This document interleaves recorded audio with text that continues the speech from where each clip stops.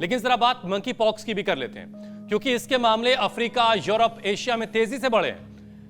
M pox के attack को देखते हुए WHO की तरफ से अलर्ट भी जारी कर दिया गया स्वामी जी, और भारत सरकार ने भी, हमारी सरकार ने भी इसको लेकर एक हाई लेवल मीटिंग की है।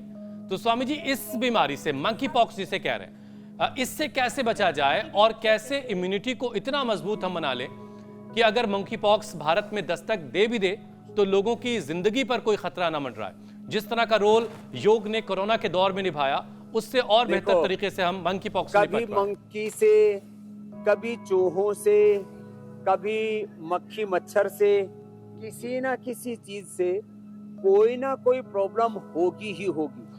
आदमी को अपनी इम्यूनिटी मजबूत बनानी होगी, और इम्यूनिटी मजबूत बनाने के लिए एक तो सूर्य नमस्कार मैंने बताया, भस्त्रिका, कपालभाति। मैं लगभग 16 साल पहले एक बेटी से मिला, एयर इंडिया की वो एयर होस्टेस थी, स्नेहा नाम से।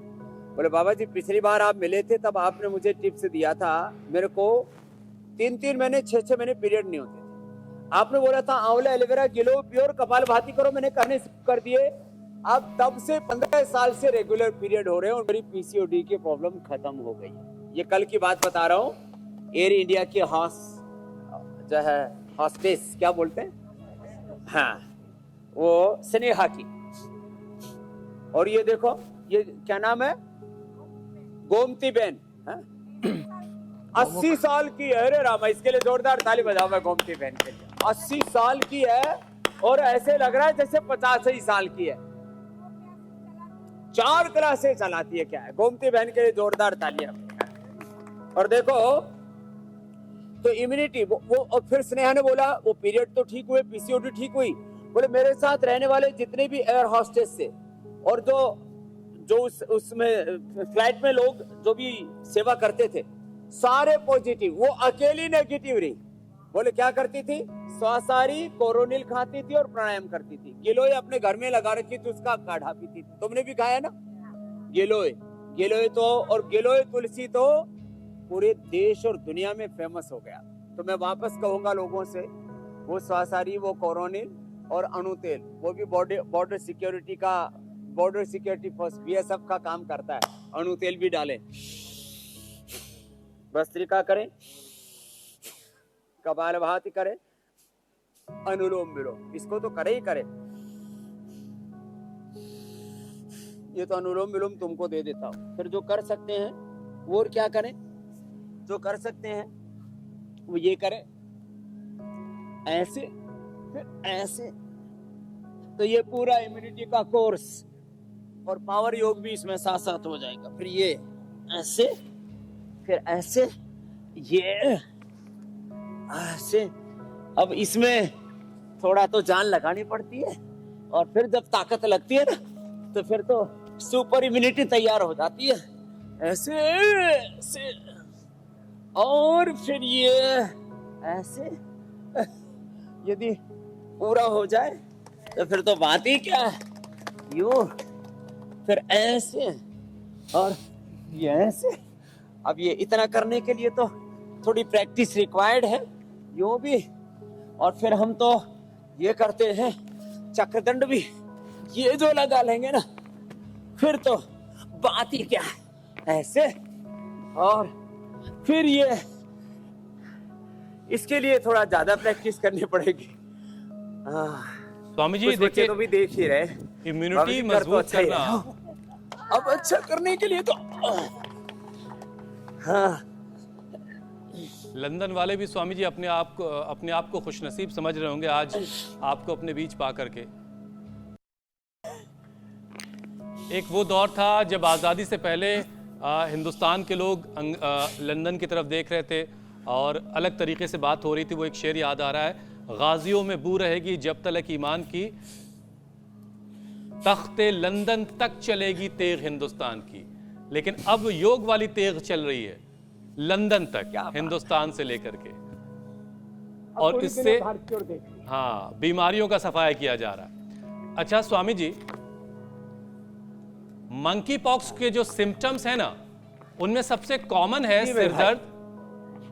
मंकी पॉक्स के जो सिम्टम हैं उसमें सबसे कॉमन है सिर दर्द, बुखार और बॉडी पेन। और ये लक्षण आम वायरल फीवर जब होता है किसी को तो उसमें भी दिखते हैं। तो ऐसे में कैसे पता चले स्वामी जी कि जो सिर दर्द हो रहा है, बदन दर्द हो रहा है मामूली सा, वो कोई मामूली सी बात है या फिर कोई घातक बीमारी का सिग्नल है? तो भारत में तो अभी मंकी पॉक्स का जो है ज्यादा प्रकोप है नहीं, इसलिए भारत वालों को तो 99% यही सोचना है कि उनको सर्दी जुकाम वायरल है, इसलिए गिलो घनवटी लें, महासुदर्शन घनवटी लें, फीवोग्रिट ले लें, इसी से काम चल जाएगा। जोरना सा काढ़ा पी लें, नहीं तो गिलोय, तुलसी, लौंग, काली मिर्च, थोड़ा हल्दी, अदरक, जो पहले काढ़ा बताया था ना, ये सेम काढ़ा पी लें।